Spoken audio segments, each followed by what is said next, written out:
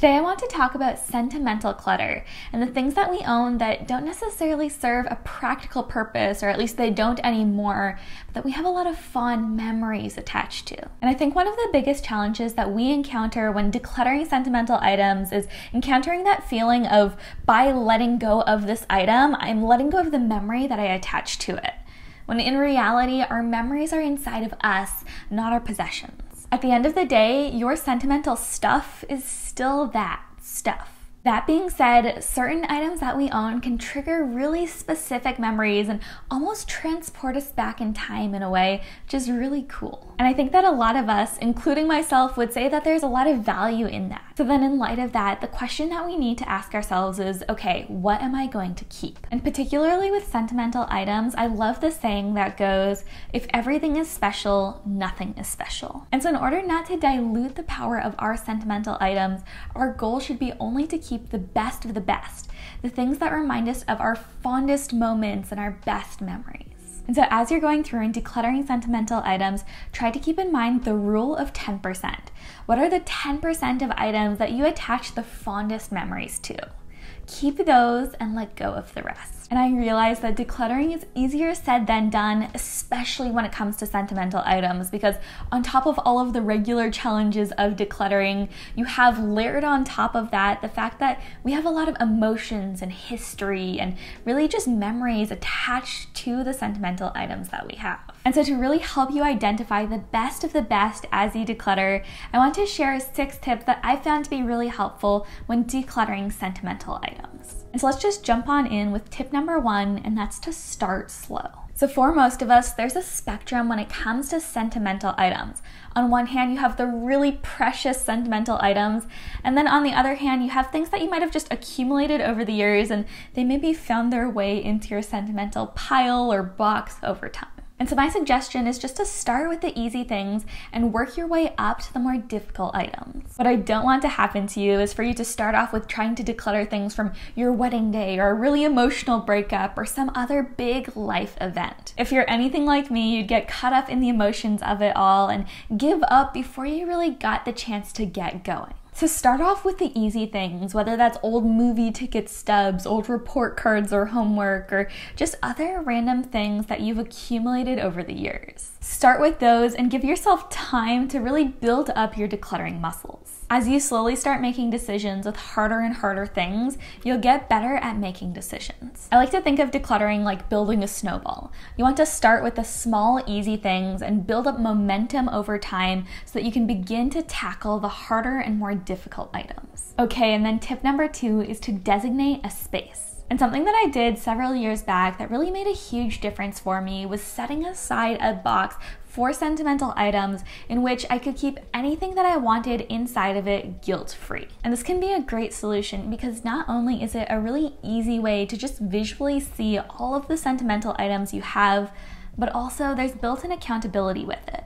Because when that box fills up, you know that it's time to go through it. It's just a really easy way of physically creating space in your home and in your life for those sentimental items, but keeping that area well defined so it's not getting out of hand. And of course, the size of the box that you choose to use for your sentimental items is completely up to you. For some people, a shoebox might do the trick just fine. And for others, you might need something like a large plastic tub or something like that. Personally, I use a small chest that my mom gave me a few years back, but whatever you choose to use, just make sure that it's an intentional area that you're really using to keep and to give a home to your most precious items. Okay, and then tip number 3 is just to ask yourself, why am I holding on to it? I think it's important that we understand that not all sentimental items are created equal. For some sentimental items, like I have a journal that I wrote in every single day as we were traveling across Europe when I was in high school, you have really fond and special memories attached to them. But for others, those same feelings might not be true.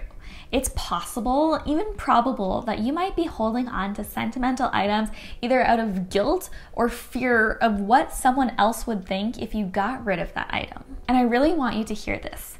guilt and fear should never be our motivators in deciding if we're going to keep something. So if there's a sweater that you've been holding onto for years because your grandma gave it to you and you're afraid of what she would think if you actually got rid of it, I want to give you permission to let that item go. Gifts are for the recipient, not the giver, and once that item transfers ownership, you're the one responsible for making decisions about keeping or not keeping it. And so when it comes to difficult decisions like these, some Marie Kondo wording can actually really help. If the item you're looking at decluttering doesn't spark joy for you, you should declutter it, plain and simple. So don't be afraid to really dive deep and ask yourself why you're holding on to the things that you have. And if your reasoning is anything less than "I love it and it reminds me of some of the most special memories of my life," you should probably let go of it. And we have a few other amazing tips that I want to get to. Before we do, I did quickly want to remind you guys that I'm going to be speaking at Get Organized HQ, a virtual conference next week. I can't believe it's here already. And I'll be speaking all about decluttering and really how to declutter your home room by room and giving you specific tips and strategies for each space. So if you're wanting to really declutter and organize your home, you're not going to want to miss it. And the best part is that it's completely free to attend. You can sign up just using the link in the description box below. And when you do, not only do you get free access to my session, but you also get access to dozens of other amazing sessions that are really going to help you to organize your life and your home. And the conference starts this Monday. I believe my session is on Wednesday at 1 p.m. Eastern. And so we really are coming up on that registration deadline. So make sure to click on the link below and get your free ticket. And I'm so excited to see you there. But now let's get back to our tips. Okay, and then tip number 4 is to find a good home. And this can be a really powerful one because in my experience, one of the main reasons that we'll hold on to things even after they may have lessened in sentimental value over the years is the idea that we can't bear the thought of it sitting at the bottom of a donation pile or even going in the trash. Maybe it's an old toy, a stuffed animal, a piece of clothing, whatever it is, something that can really make the process of letting go easier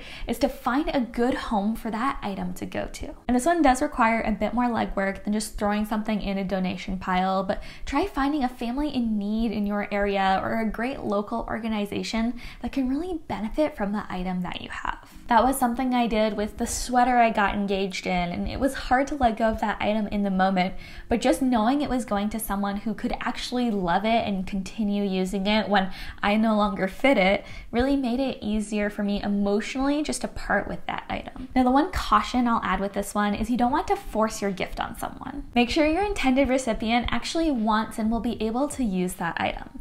Otherwise, you're just putting your clutter off on someone else. I know you guys know that though, so let's move on. And tip number 5 is to digitize it. And I think this is a tip that a lot of us have heard before, but it can be helpful, so I want to mention it. If you have a sentimental item that you want to let go of, but you still want to be able to cherish the fond memory that you associate with it, try taking a picture of that item. That way, whenever you're getting in a bit of a nostalgic mood, you can go back and look at some of the items that really trigger happy memories for you. And this is where most people stop. But I think that if you really want to get the full value of the tip, you can't just stop there. I don't just want you to take a picture and then let it sit on your phone to be forgotten about. Instead, as you take pictures of your sentimental items, put those pictures into a folder and maybe label it memories. I do think it's really important if we're going to be digitizing our sentimental items that we can create a space and an opportunity for reminiscence. And the last thing that we want is for our photos of our sentimental items just to get lost in the shuffle of all the pictures on our phone and for us to forget about them. So take those pictures, create a folder, and just set it aside so you can look back on it every so often. And then finally, tip number 6 is to reflect and move on. And I think sometimes we just really need to create a space for ourselves to reflect, maybe to grieve or to mourn something, but to really give ourselves the chance to process before we're ready to move on from something. And this is one way that decluttering can actually be really freeing because we can give ourselves space to do just that. And so if you're really struggling to let go of something, maybe try writing a letter. Describe the item, the feeling, and the memory that you associate with it. And if it's a memory that's really bittersweet, rejoice for what was and mourn for what no longer is. And allow yourself just to sit in that for a period of time if you need to. But then when you feel ready, once you've processed and reflected a bit, give yourself the freedom to move on from that item. And honestly, with certain things, this can really just feel like a massive weight has been lifted off of your shoulders because you've set down a burden that you were carrying around for honestly, perhaps years. And this tip won't necessarily apply to everything that you're looking at decluttering, but for certain items, it really can just help ease the process of letting go while giving you the chance to really process things that maybe you've had sitting on the back burner of your mind or of your heart for a long time. All right, well, those are my 6 tips and some of the biggest things that have really helped me to be able to let go of sentimental clutter. And I am right there with you. Letting go of sentimental items can be so difficult. But when it comes to these things, less is more. Like we were talking about before, when we declutter the excess, it really frees up space in our minds and in our hearts to value all the more the things that we decide to keep. Now, I want to know though, what are your best tips for decluttering sentimental items? Be sure to let me know in the comments below, and if you enjoyed today's video, make sure you give it a like and subscribe if you aren't already for more videos every week about simple and intentional living. That's everything for today's video though. Thank you all so much for watching, and I'll see you in the next one.